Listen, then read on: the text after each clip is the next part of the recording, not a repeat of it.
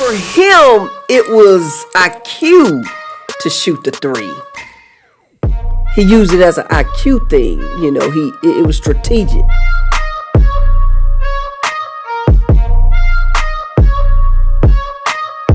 What it do, YouTube? Welcome back to the channel. While you in here, hit that like, comment, subscribe, notification bell so you can be notified every time Her Takes uploads a new video. Let me know in the comments if you all would like to see a live reaction from Her Takes and what should we react to. Today we're going to react to Uncut Hoops, the truth about prime Larry Bird. This is a much needed video because Larry Bird is constantly disrespected. So I want to know the truth about prime Larry Bird. Hopefully Uncut Hoops is going to break it down for us. We going to jump into it and see what's up with it. At the other forward, in his 7th year from Indiana State, at number 33, Larry Bird. He was the toughest player I ever had to guard and I had to play against. And the reason for it, he's 6'10". Hits the three-point shot. He can post you up. And he can see over the top of you at 6'10", so he can always pick you apart with the pass. And he was a great rebounder as well, and putting the ball on the floor in the open floor. A lot of young kids was going to be a great athlete. Well, that's your first mistake. A great athlete going to give you a lot of oohs and ahs. Great basketball player going to beat you every night. That's who Larry Bird was. Give the basket to Willis. Bird, great up fake. If they can keep up this tempo in Atlanta, Dominique is going to have a big night. Dominique fell down. Right back at the Hawks. They go low to Bird. Gets the double team. Wants it. That's crazy. I remember them days, man. I was going back in the comments about this, well, I didn't go back and forth with the dude. He said what he said, I said what I said, and when he came back and just reading the stuff that the dude had to say, I knew he wasn't worth my time. I don't fool with idiocracy. However, he made a comment about Bird only be pretty much like he had to go up against a young, inexperienced Neek. Neek came into the league 3 years behind Bird. That's just 3 years. And he came into the league and took over his own team. So he grew up fast. Yeah, maybe that first season. But after that, Neek was ready. And I just feel like I'm not going to discredit him. You see, Neek ain't discrediting him. And it's crazy how these youngsters get into your comments. And I don't even know. I don't know these people from Adam's house. He probably ain't young. I don't know. Just some of the things they say make me feel like they're young. And how they can come into these comments and fix their mouths to say stuff like that when you got the legends themselves that played with Bird, giving him his props, giving him his respect. It blows my mind. And they still don't want to give it to him. If you were writing a book about basketball, the piece saw would merit a chapter or two. But ask any basketball expert, and they'll tell you that if you're rewriting the story of basketball, the author, Larry Bird. When it comes to the career of one Larry Joe Bird, he's universally regarded as one of the best players of all time, most impactful, as well as influential. For guys like Bird, Magic, and Jordan, what they did in the 80s and 1990s cannot be underrated. Now, one thing that can be underrated is those guys' overall skill sets. And looking at Bird first and foremost, a lot of Bird's stats and numbers, yes, they are available, but the more advanced analytics, advanced numbers, simply didn't exist, and they weren't tracked. That's a damn shame. Now, luckily for you guys out there, I'm a basketball psychopath who loves NBA history. So looking at Larry Bird, I did the past month, I watched the entire 86 playoff run, 18 total games, and tracked all of Bird's advanced stats, metrics, and data nobody's ever thought to uncover. Well, we're waiting. So when it comes to 86 Bird, this guy undoubtedly one of the best players of all time, and in my view, the best small forward peak we've ever seen. As Bird at this point, really a 3-time MVP all consecutively, one of the best shooters in the game, passers, rebounders, as well as fourth quarter players. And looking at his postseason run, if that wasn't impressive enough, Bird's overall production went up come playoff time. As that year's playoffs, 25.9 points, 9.3 boards, 8.2 assists on impeccable shooting splits, along with 2.1 steals. Larry Bird's raw stat numbers were highly, highly impressive. As looking through NBA history, at 25 8-8 playoff runs, this run 86 was the first of its kind. And since that date, only 3 players since then have joined him in this elite company, that being Jokic, Doncic, and LeBron James. Not bad. Now, where Bird really separates himself is in the efficiency category. As their high volume playoff runs at 54-90 splits, there's only 3 of them. Bird 86, Kawhi 2017, and Kevin Durant in 2019. Why Larry Bird's so unique and so special, he can stuff the stat sheet like Luka, Jokic, and LeBron, but maintain efficiency, whereas Kevin Durant and Kawhi Leonard, who are primarily scorers, and not asked to pass the ball nearly as much. Peterson may have nightmares guarding Larry Bird. Pass to McHale. Oh, he's going to go one-on-one. Oh, my goodness. On the back end on Woolridge. Finds McHale coming for 2 with a great pass by Larry Bird. And they did in game 1. Bird had the ball in good position. Peterson, and then Look at that. Right play. let him roll easily into the hoop. Larry Bird is the creator of making the right play. You hear Bron say that a lot. Larry Bird, he's the creator of that. Make the right play, Bird. When you get the ball in Bird's hands, anybody that has a half a step on his defender is going to get the ball. And for guys like KD and Kawhi Leonard, they're regarded as great elite scorers who have phenomenal jump shots. Someone like Larry Bird, yes, we know he's a great jump shooter, but we don't know just how great he was, of course, until now. And looking at 86 Bird, he was pretty phenomenal. In this playoff run, on jump shots, 48% at over 220 attempts. When you look at LeBron, KD, and Kawhi Leonard in postseasons, who took at least 200 jump shots, here's their overall numbers in comparison to Bird. LeBron, in his playoff career, 8 separate times took 200-plus jump shots. In those runs, not once close to 48%, and peaked out in the low 40s. Someone like Kawhi Leonard only 1 playoff run with 200-plus jumpers in 2019. That percentage, 43.8%. 1 playoff one? Kawhi? Really, Kawhi? I ain't even really noticed that. Wait a minute. Maybe he just mean 1 playoff run where he hit that many jumpers and that. Okay, I'm tripping because surely he's not forgetting about the his days with the Spurs. He wasn't a starter then. I'm tripping. Okay, let me just go on.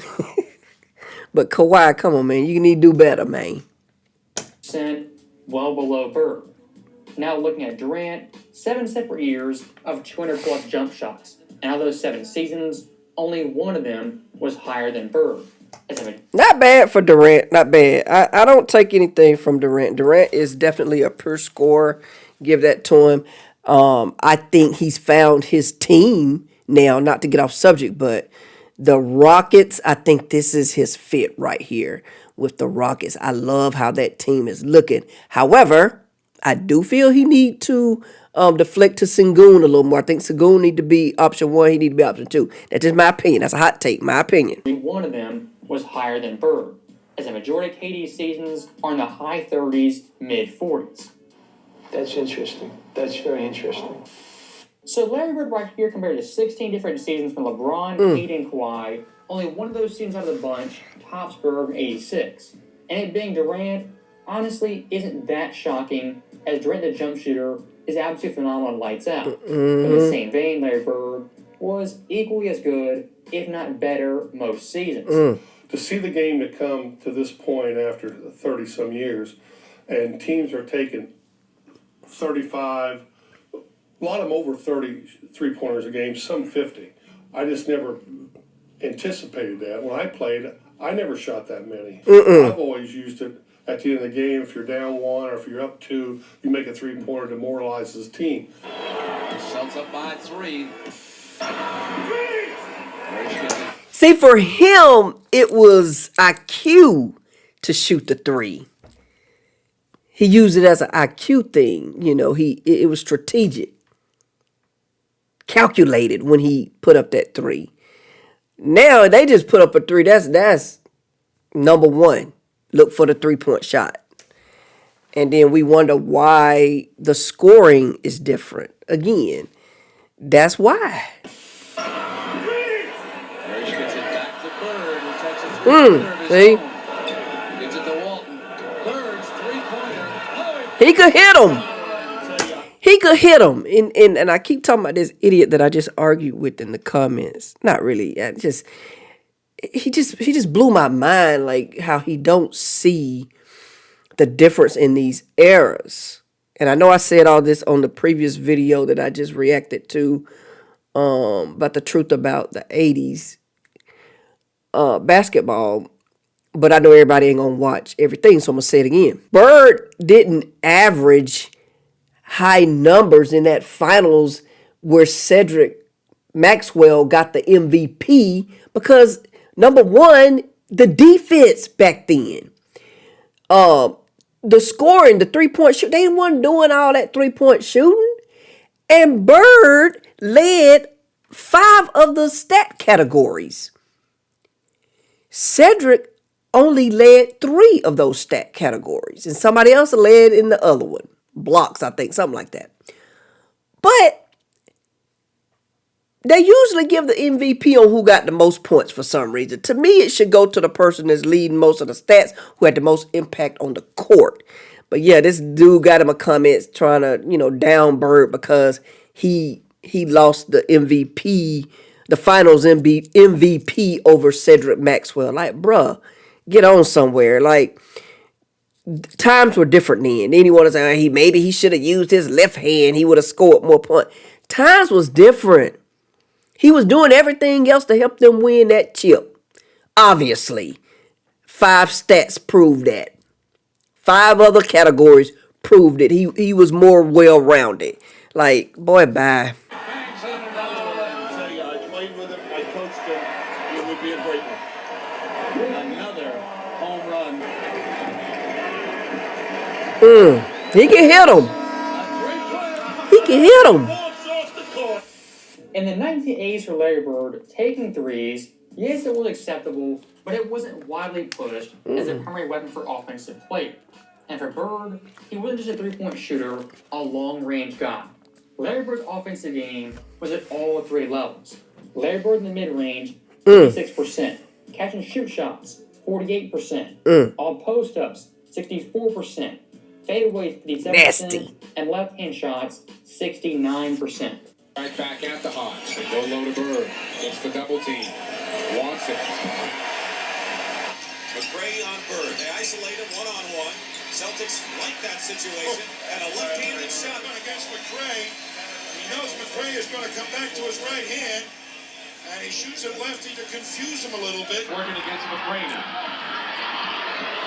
Works his way in. Get in there.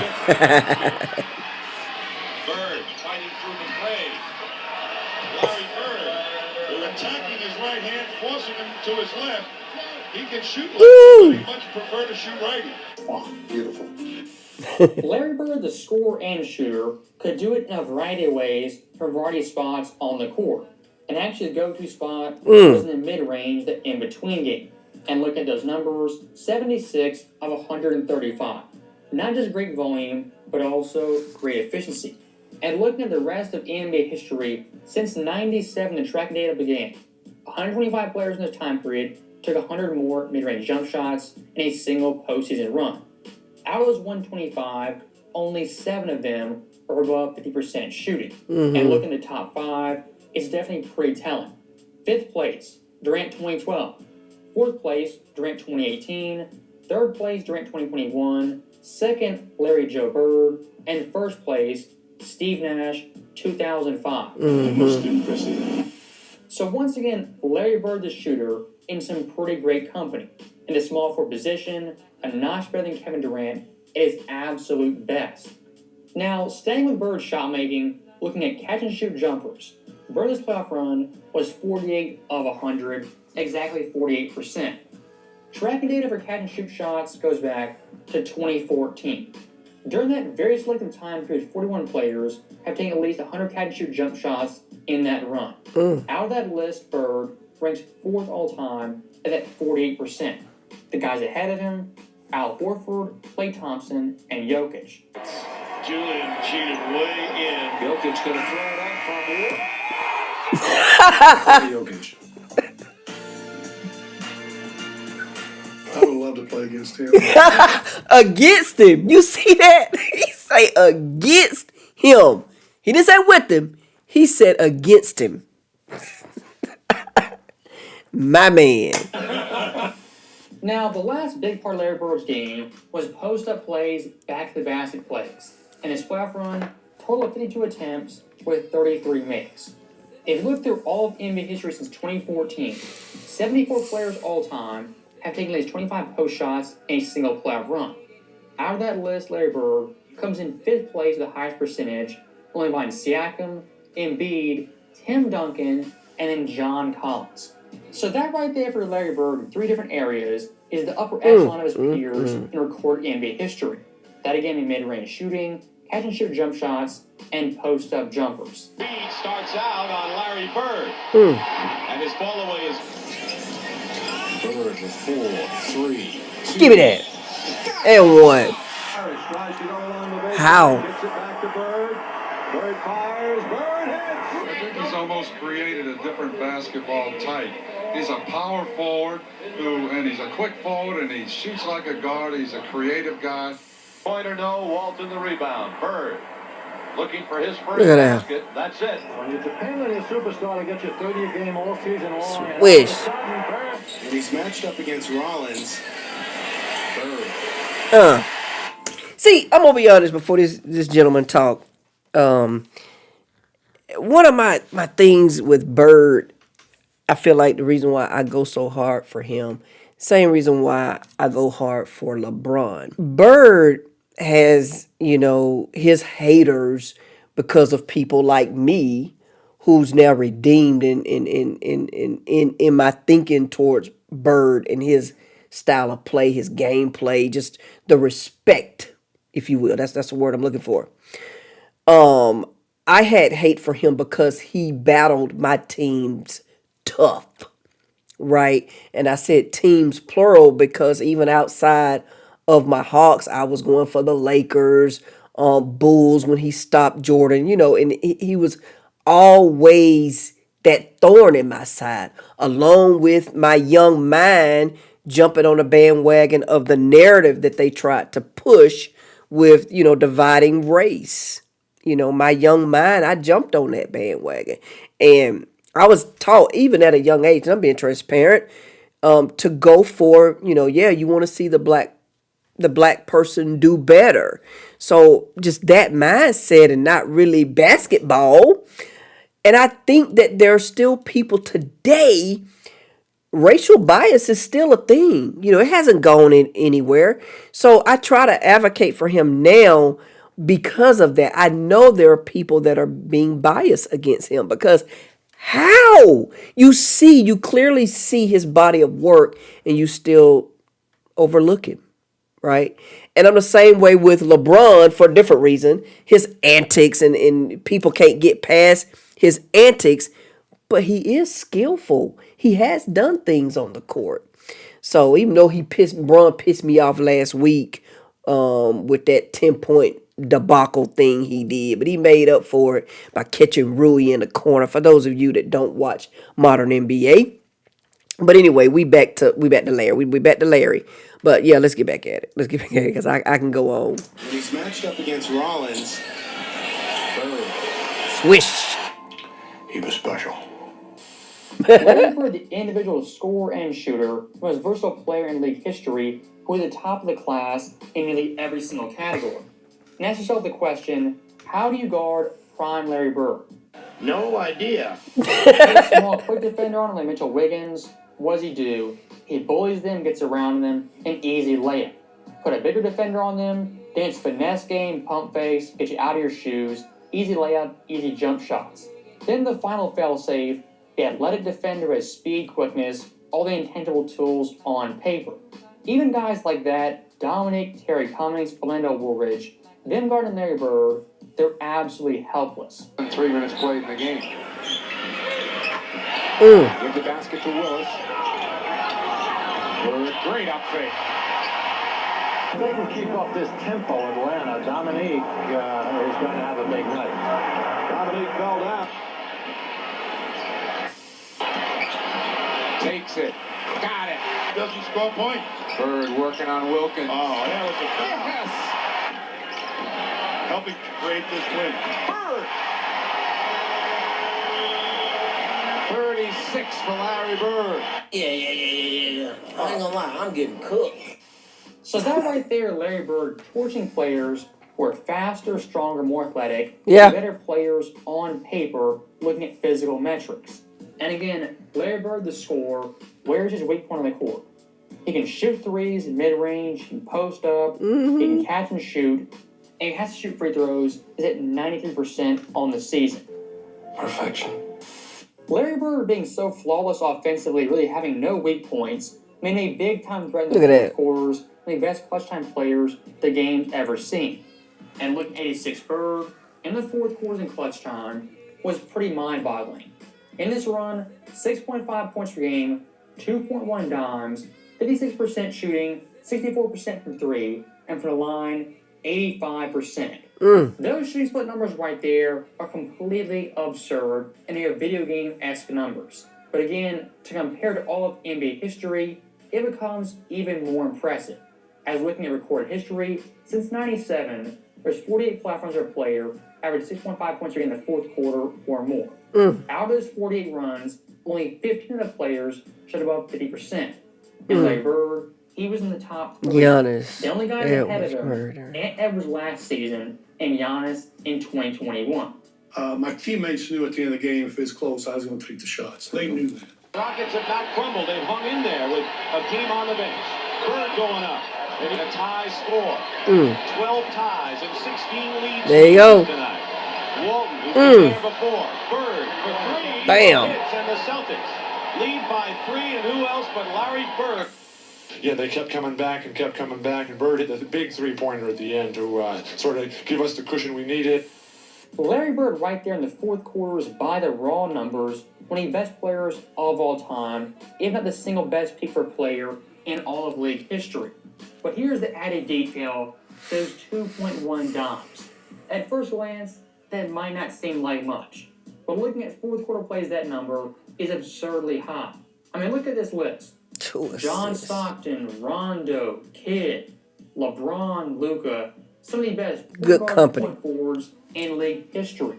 So Bird for fourth quarter scoring and fourth quarter passing is absolutely elite, the cream of the crop. But here's the one big detail. Unlike a lot of point forwards, many Luka and LeBron James, what does Larry Bird not do? Handle the ball 24/7 and be extremely ball dominant. Pushing from the rear. Ooh, with the contact. Celtics have been around this score for Boston. Celtics with a very impressive third period. Here's game 2. Bird. Ooh, good pass. I think he's thinking too much. And normally he would just catch that. Good pass. The game of basketball is pretty simple if the ball's moving. Sure. Now, the point guard can do whatever he wants to do. Instead of dribble from one side to the other, back and forth.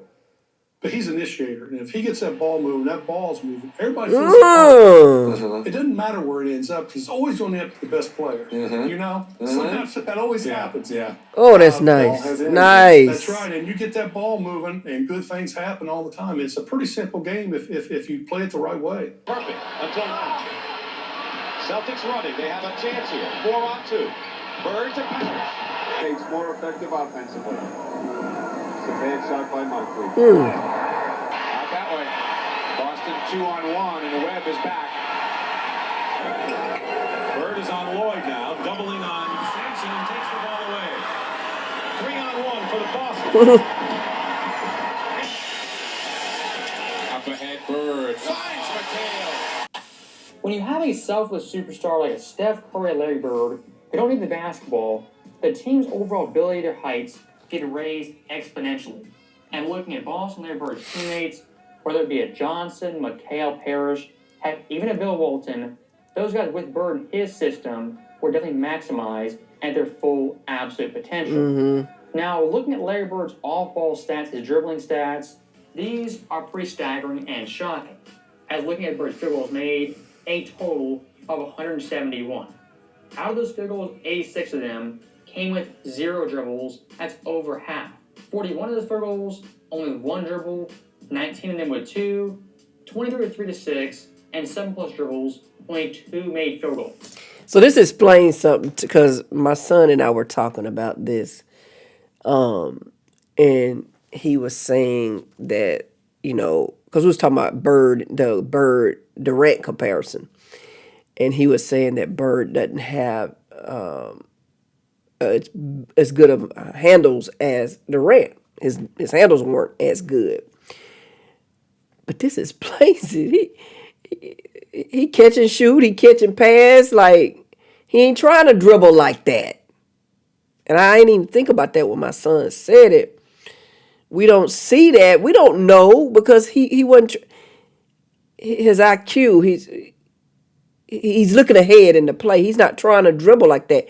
He already know what he's gonna do with the ball. He already know. Anyway, I just thought about that when I saw that. Boston Garden crowd. Larry Bird trying to get the Celtics on tracks. See? Bird over Banks. He already know. Walton, Ainge, and McHale. Boom. What? On the floor for Casey. Great pass by Walton.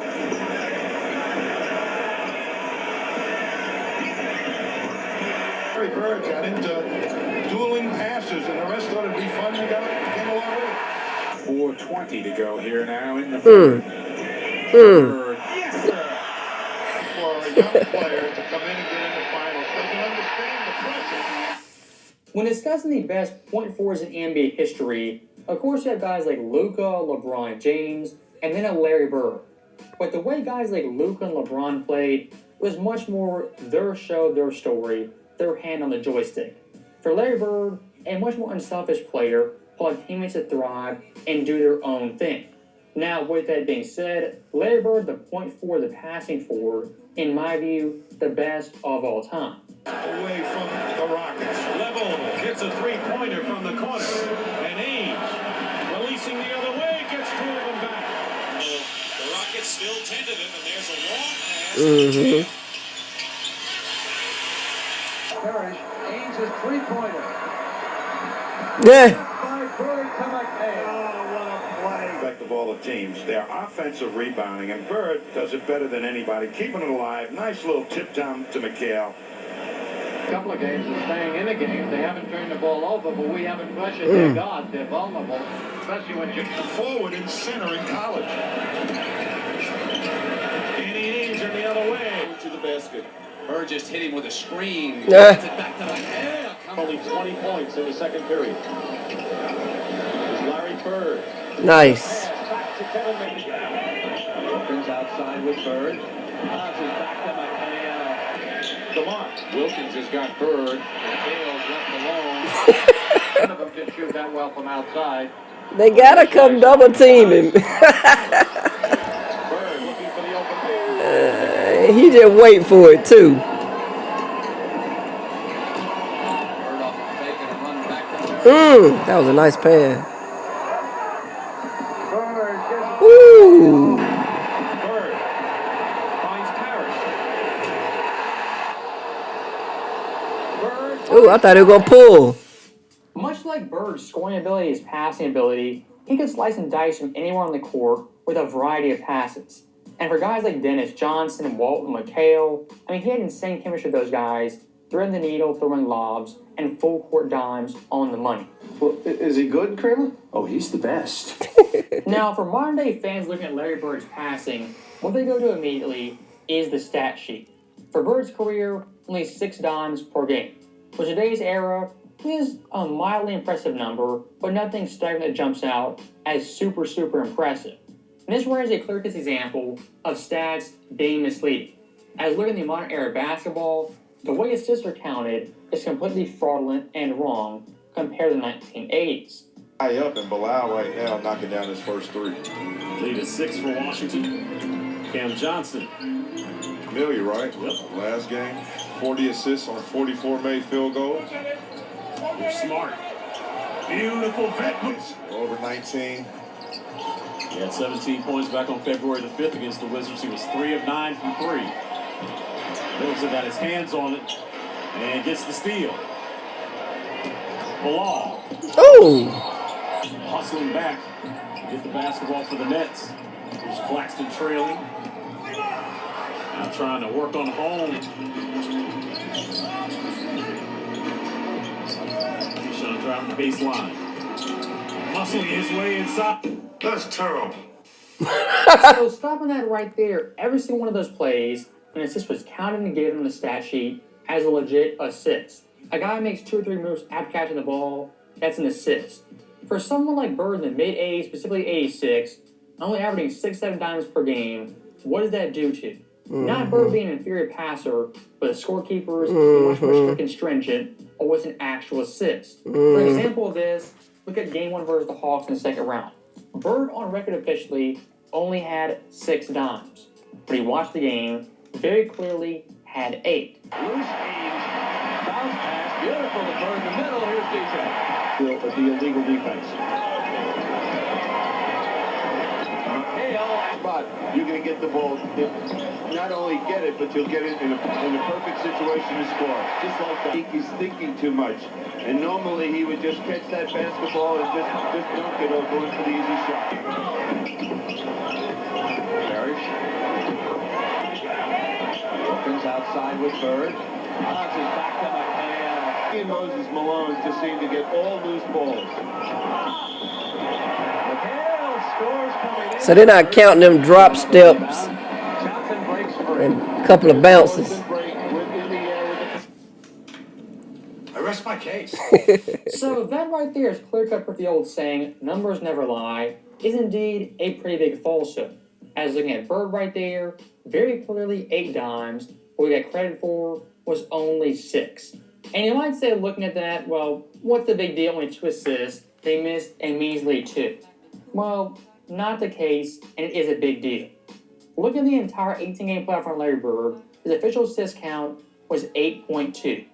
But if you add in the non-credited assist what it jumps to, is 9.8. And again, why is that important? In today's era, looking at stats and numbers, a 1.6 jump is a monumental deal for all your advanced metrics, which fans nowadays are absolutely in love with. And looking at that year's NBA Finals versus the Rockets, Larry Bird's official assist count was 9.5. Still very, very impressive. If you add in the assists that weren't counted what it jumps to, is 11.5. Meaning the official record books, Larry Bird's assist count ranks second all time among Finals MVPs, only behind Magic and just ahead of Jordan in 1991. What are you doing? I'm writing this down. This is good stuff.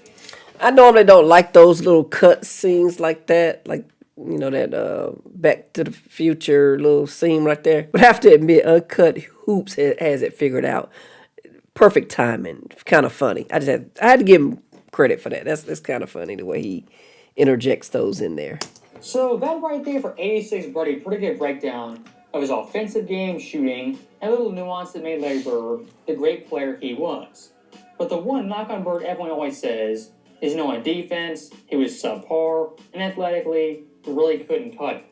And when someone says that, what they're really telling you is they haven't watched Larry Bird peak. Facts. And say this guy was slow, cut and jump, it's just false from watching the film.